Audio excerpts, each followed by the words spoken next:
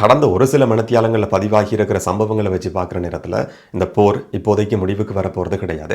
அமெரிக்காவும் இஸ்ரேலும் ஈரானுக்குள்ள நடத்தி இருக்கிற தாக்குதலில் அங்கே இருக்கிற முக்கியமான 2 பேர் மசீஜ் என்று சொல்லப்படுற படைப்பிரிவினுடைய தளபதி கொலை செய்யப்பட்டிருக்கிறார், சுலைமானி கொலை செய்யப்பட்டிருக்கிறார். ஈரானுடைய தேசிய பாதுகாப்பு செயலாளர் கொல்லப்பட்டிருக்கிறார் என்றதையும் ஈரானுடைய IRGC படைப்பிரிவும் உறுதி செய்திருக்கு. இதுக்கு பழி வாங்குற மாதிரியான ஒரு தாக்குதல் நடத்தப்படும் சொல்லி ஈரான் தரப்புல இருந்து ஒரு எச்சரிக்கை வெளியாகி இருக்கு. இந்த சந்தர்ப்பத்தில் அமெரிக்காவுக்கு சொந்தமான கடற்படைக்கு சொந்தமான மிகப்பெரிய ஒரு பிரம்மாண்டமான போர்க்கப்பல் சிங்கப்பூரை கடந்து மத்திய கிழக்கு நாடுகளுக்கு பக்கத்தில் இருக்கிற கடற்பரப்பை நோக்கி பயணம் செய்து கொண்டிருக்குன்னு சொல்லி அமெரிக்க ஊடகங்கள் செய்தி வெளியிட்டிருக்கு. கடந்த ஒரு சில மணித்தியாலங்களில் இந்த மாதிரியான பரபரப்பான செய்திகள் வெளிவந்திருக்கு. என்னெல்லாம் நடந்து கொண்டிருக்குன்றதை இன்னும் கொஞ்சம் விளக்கமா தெளிவா இந்த வீடியோல பார்க்கலாம். இப்போ நேட்டோ உறுப்பு நாடுகள் அமெரிக்க ஜனாதிபதி டொனால்ட் ட்ரம்பினுடைய கோரிக்கையை நிராகரிச்சிருக்கு. ட்ரம்ப் சொல்றார், நாங்கள் தொடர்ச்சியா ஒரு உறுப்பினராக இருக்கிறதா இல்லையான்றதை பற்றி மீளாய்வு செய்ய வேண்டிய நிலைமைகளுக்கு உருவாகி இருக்குன்னு சொல்லி இதை சாதாரணமாக கடந்து போக முடியாது. என்னன்னு சொன்னா ட்ரம்ப் இதுக்கு முதல்ல ஐக்கிய நாடுகள் மனித உரிமைகள் பேரவையிலிருந்து நாங்கள் விலகலாம் என்ற மாதிரி சொன்ன நேரத்தில் அமெரிக்க ஊடகங்கள் கூட அதை விமர்சிச்சிருந்தது, நக்கலா சில செய்திகள் வெளிவந்திருந்தது. அதுக்கு பிறகு ஐக்கிய நாடுகள் மனித உரிமைகள் பேரவையிலிருந்து ட்ரம்ப் அமெரிக்கா வெளியேறி இருந்தது. அதே மாதிரியான ஒரு கருத்தை திரும்பவும் ட்ரம்ப் சொல்லி இருக்கிறார், நேட்டோ உறுப்பினராக இருக்கிறதா இல்லையான்றதை பற்றி நாங்கள் மீளாய்வு செய்ய வேண்டியிருக்குன்னு சொல்லி. இதுக்கு பிறகு அவர் சொல்லியிருக்கிறார், ஒரு முட்டாள்தனமான தீர்மானத்துக்கு நேட்டோ நாடுகள் வந்திருக்கு. போர் கப்பல்களை ஹோமோஸ் நீரிணைக்கு அனுப்பாமல் இருக்கிறது ஒரு முட்டாள்தனமான தீர்மானம். நீங்க என்னென்னாலும் செய்து கொள்ளுங்க. இதுக்கு பிறகு அமெரிக்கா உங்கள்கிட்ட இந்த மாதிரியான உதவிகளை கேட்க போறது கிடையாது. இதுக்கு முதல்லையும் அமெரிக்கா நேட்டோ நாடுகளில் தங்கியிருந்தது கிடையாது, இதுக்கு பிறகும் தங்கியிருக்க போறது கிடையாது. நீங்க என்னென்னாலும் செய்து கொள்ளுங்கன்ற மாதிரி கடுமையா நேட்டோ உறுப்பு நாடுகளை ட்ரம்ப் விமர்சிச்சிருக்கிறார். இதையும் தாண்டி பிரான்ஸ் ஜனாதிபதி இமானுவேல் மேக்ரானுக்கு சொல்லி இருக்கிறார், நீங்க இருக்கிற பதவியிலிருந்து பிரான்ஸ் ஜனாதிபதி பதவியிலிருந்து நீங்க விரைவிலேயே தூக்கி எறியப்படுவீங்கன்னு சொல்லி. சர்வதேச ஊடகங்கள் எழுப்புற கேள்வி என்னன்னு சொன்னா, பிரான்ஸ்ல ஒரு ஜனாதிபதி தேர்தல் நடத்தப்பட இருக்கிறது 2027 ஆண்டில். அதுக்கு முதல்ல விரைவிலேயே அந்த பதவியிலிருந்து மேக்ரான் தூக்கி எறியப்படுவார்னு சொல்லி ட்ரம்ப் சொல்றது பிரான்ஸுக்குள்ள ஒரு ஆட்சி மாற்றத்தை ஏற்படுத்துறதுக்கு ட்ரம்ப் முயற்சி எடுக்கிறாரா என்ற மாதிரி ஒரு சந்தேகத்தை தோற்றுவிக்குதுன்னு சொல்லி சில ஊடகங்கள் கேள்வி எழுப்பி இருந்தது. இன்னும் ஒரு பக்கம் ஈரானுக்குள்ள ஒரு பதவி மாற்றத்தை கொண்டு வர்றதுக்கான ஒரு நல்ல சந்தர்ப்பத்தை இஸ்ரேல் உருவாக்கி கொடுத்திருக்குன்னு சொல்லி இஸ்ரேல் பிரதமர் பெஞ்சமின் நெட்டன்யாகு குறிப்பிட்டார். ஆட்சியாளர்கள், ராணுவ முக்கியமான பதவிகள் இருந்த நபர்கள் இப்ப கொலை செய்யப்பட்டிருக்கிறது. ஒரு பாதுகாப்பான சூழலை ஈரானுக்குள்ள இருக்கிற மக்களுக்கு உருவாக்கி இருக்கு. இதனால நீங்க பயம் இல்லாம போராட முடியும் சொல்லி அங்க இருக்கிற மக்களை தூண்டி விடுற மாதிரியான ஒரு கருத்தை இஸ்ரேல் பிரதமர் பெஞ்சமின் நெட்டன்யாகு சொல்லி இருந்ததையும் பார்க்க முடிஞ்சது. ஒரு சில மாதங்களுக்கு முதல்ல ஈரான்ல சில போராட்டங்கள் நடத்தப்பட்டிருந்தது. அந்த போராட்டங்களை ஈரான் அரசாங்கம் கட்டுப்படுத்தி இருந்தது. அப்படியான ஒரு பின்புலத்தில் இஸ்ரேல் பிரதமர் பெஞ்சமின் நெட்டன்யாகு அங்க ஒரு ஆட்சி மாற்றத்தை கொண்டு வர்ற மாதிரியான கருத்தையும் இப்ப சொல்லி இருக்கிறார். இதுக்கான ஒரு காரணம் என்னன்னு சொன்னா, இஸ்ரேல் ஈரான் மேல நடத்தி இருக்கிற தாக்குதல்ல 2 முக்கியமான நபர்கள் கொலை செய்யப்பட்டிருக்கிறாங்க. அயத்தோல்லா அலி கமேனி கொலை செய்யப்பட்டிருந்தார், முக்கியமான படை தளபதிகள் கொலை செய்யப்பட்டிருந்தாங்க. அதுக்கு பிறகு முஜ்தபா கமேனி அந்த பதவிக்கு நியமிக்கப்பட்டிருந்தார்.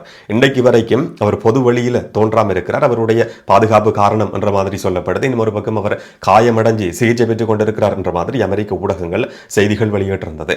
அதுக்கு பிறகு அயத்தோல்லா அலி கமேனியோட நெருக்கமாக இருந்த, கிட்டத்தட்ட அவருடைய வலது கை மாதிரி இருந்து அவருக்கு ஆலோசனைகளை சொல்லிக் கொண்டிருந்த தேசிய பாதுகாப்பு பிரிவினுடைய செயலாளர், கிட்டத்தட்ட அதனுடைய தலைவர், பாதுகாப்பு துறையை முழுமையா கட்டுப்பாட்டுக்குள்ள வச்சிருந்த 67 வயதான அலி லர்ஜானி கொலை செய்யப்பட்டிருக்கிறார் என்று சொல்லி இஸ்ரேல் அறிவிச்சிருந்தது.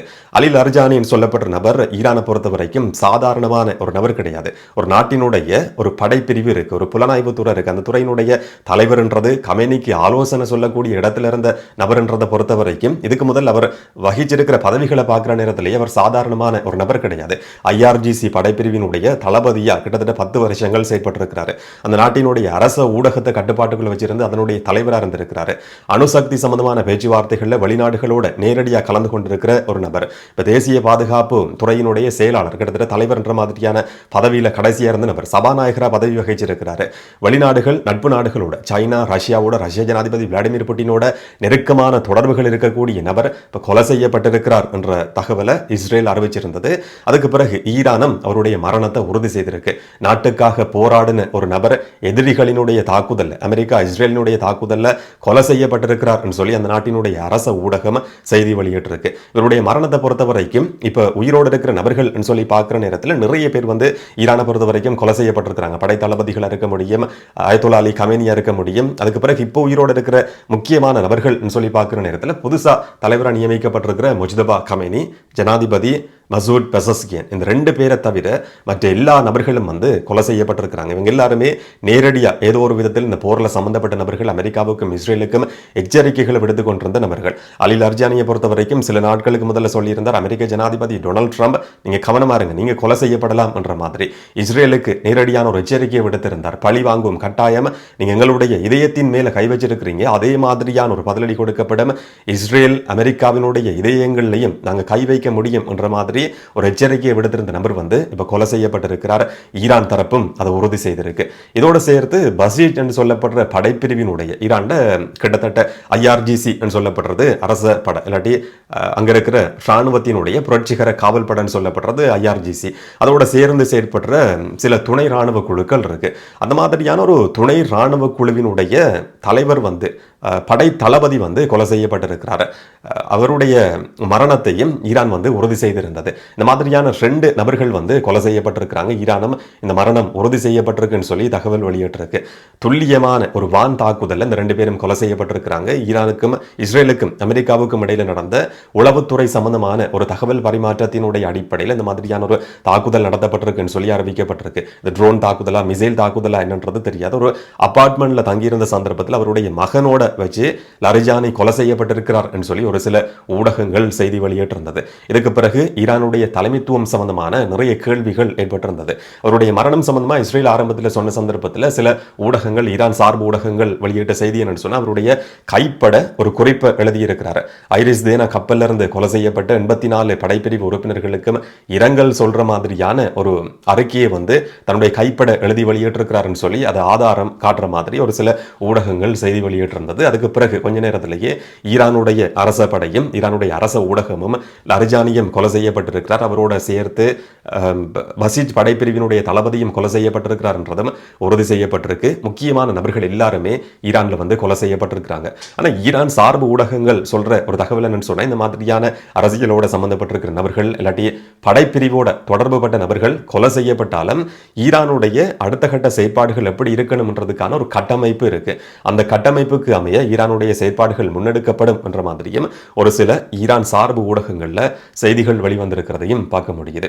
அமெரிக்கா பக்கமிருந்து வெளிவந்திருக்கிற இன்னும் ஒரு முக்கியமான தகவல் என்னன்னு சொன்னா, அமெரிக்காவினுடைய ஜனாதிபதி டொனால்ட் ட்ரம்போட நெருக்கமா செயற்பட்டு கொண்டிருந்த பயங்கரவாத எதிர்ப்பு விசாரணை பிரிவினுடைய பணிப்பாளர் வந்து தன்னுடைய பதவியை உடனடியா இந்த சந்தர்ப்பத்திலேயே நான் பதவியிலிருந்து விலகிறேன் சொல்லி அறிவிச்சிருக்கிறார். ஜோசப் கென்ட் என்று சொல்லப்படுற நபர் வந்து அந்த பதவியில் இருந்தவர். அமெரிக்க ஜனாதிபதியா ட்ரம்ப் தெரிவானதும் 2024 ஆண்டு அந்த காலகட்டத்தில் அந்த பதவிக்கு நியமிக்கப்பட்ட ஒரு நபர். 2 பேருக்கும் இடையில நெருக்கமான நட்பும் இருக்குன்னு சொல்லி சர்வதேச ஊடகங்கள் குறிப்பிட்டிருந்தது. அவர் சொல்லியிருக்கிற காரணம் என்னன்னு சொன்னா, அந்த பதவியிலிருந்து விலகினதுக்கான காரணம் இஸ்ரேல் சொல்றதை கேட்டு அமெரிக்க ஜனாதிபதி டொனால்ட் ட்ரம்ப் செயல்படுறாரு.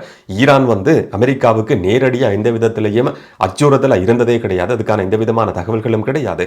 இஸ்ரேலினுடைய போர்ல வந்து அமெரிக்கா ஏதோ ஒரு விதத்தில் தூண்டப்பட்டு இழுத்து விடப்பட்டிருக்கு. அந்த சதி வலையில அமெரிக்க ஜனாதிபதி டொனால்ட் ட்ரம்ப் சிக்கி இருக்கிறார் என்ற மாதிரியான ஒரு காரணத்தை குறிப்பிட்டு இந்த பதவியிலிருந்து நான் விலகிறேன் சொல்லி அவர் அறிவிச்சிருந்தார். அந்த அறிவிப்புக்கு அமெரிக்க ஜனாதிபதி டொனால்ட் ட்ரம்ப் சொல்லி இருக்கிறார், இது வந்து எதிர்பார்க்கப்பட்டதுதான். அவர் பதவி விலகிறார்ன்றது பெரிய தாக்கத்தை ஏற்படுத்த போறது கிடையாது. அவர் வந்து அந்த பதவிக்கு பொருத்தமற்ற நபர்னு சொல்லி அந்த பதவிக்கு நியமிச்சதே டொனால்ட் ட்ரம்ப் தான். அவர் சொல்றார், பாதுகாப்புத்துறையோட சம்பந்தப்பட்டிருக்கிற இந்த பதவிக்கு கென்ட் வந்து பொருத்தமற்ற நபர், அவருக்கு வந்து அதுக்கான எந்த விதமான தகுதியும் கிடையாதுன்ற மாதிரி விமர்சிச்சிருந்ததையும் பார்க்க முடிஞ்சது. எல்லா உலக நாடுகளுக்கும் ஈரான் அச்சுறுத்தலா இருக்குன்றது தெரியுது. ஆனால் அவருடைய கண்ணுக்கு மட்டும் ஈரான் எந்த விதத்திலையும் அச்சுறுத்தலா இருக்காம இருந்ததுக்கான காரணம் என்னன்றதை என்னால் விளங்கிக் கொள்ள முடியாம இருக்குன்னு சொல்லி ட்ரம்ப் வந்து தன்னுடைய நெருக்கமான நண்பர் கென்ட விமர்சனம் செய்திருந்ததையும் பார்க்க முடிஞ்சது. இந்த போர் எப்ப முடிவுக்கு வரும்னு சொல்லி கேள்வி கேட்ட நேரத்தில் அவர் சொல்லியிருந்தார், இப்போதைக்கு முடிவுக்கு வராது. இந்த மாத கடைசியில சீனாவுக்கு வந்து டொனால்ட் ட்ரம்ப் பயணம் செய்ய இருந்தவர். சீன ஜனாதிபதி ஷி ஜின்பிங்குக்கும் ட்ரம்புக்கும் இடையில் ஒரு பேச்சுவார்த்தை நடத்தப்பட இருந்தது. இந்த காலகட்டத்தில் நான் அமெரிக்காவுக்குள்ளேயே இருக்க வேண்டியிருக்கு, இந்த போரை வந்து வழி நடத்த வேண்டியிருக்கு. இதனால ஒரு சில கிழமைகளுக்கு இந்த பயணம் வந்து தாமதமாகி இருக்குன்னு சொல்லி அமெரிக்க ஜனாதிபதி குறிப்பிட்டிருக்கிறார். இந்த மாத கடைசியில் நடத்தப்பட இருந்த பேச்சுவார்த்தை அந்த பயணம் வந்து ரத்து செய்யப்பட்டிருக்குன்னு சொன்னா இந்த போர் தொடர்ச்சியா இன்னும் ஒரு சில கிழமைகளுக்கு இப்போதைக்கு நீடிக்கும் என்ற மாதிரியான ஒரு செய்தியா தான் இதை வந்து பார்க்க வேண்டியிருக்கு. இன்னும் ஒரு பக்கம் அமெரிக்க ஊடகங்கள் வெளியிட்டிருக்கிற செய்தி என்னன்னு சொன்னா, அமெரிக்க கடற்படைக்கு சொந்தமான ஜப்பான்ல நிலைநிறுத்தி வைக்கப்பட்டிருந்த USS ட்ரிபோலி என்று சொல்லப்படுற மிகப்பெரிய ஒரு பிரம்மாண்டமான போர்க்கப்பல் ஜப்பான்ல இருந்து இப்ப வளைகுடா நாடுகளுக்கு பக்கத்தில் இருக்கிற கடற்பரப்புக்கு அனுப்பி வைக்கப்பட்டிருக்கு. ஒரு சில மணித்தியாலங்களுக்கு முதல்ல சிங்கப்பூரை கடந்து அந்த கப்பல் வந்து இந்து சமுத்திரம் மூலமா வளைகுடா நாடுகளுக்கு பயணம் செய்து கொண்டிருக்குன்னு சொல்லி அமெரிக்க ஊடகங்கள் செய்தி வெளியிட்டிருந்தது. ஏற்கனவே அமெரிக்க படைப்பிரிவுக்கு சொந்தமான 3 கப்பல்கள் இந்த பிராந்தியத்தில் நிலைநிறுத்தி வைக்கப்பட்டிருக்கு. இப்ப 4வது கப்பலையும் அமெரிக்கா அனுப்பி வச்சிருக்கு. ஈராக் பக்தாத்ல இருக்கிற அமெரிக்க தூதரகம் மேல ஒரு வான் தாக்குதல் நடத்தப்பட்டிருந்தது.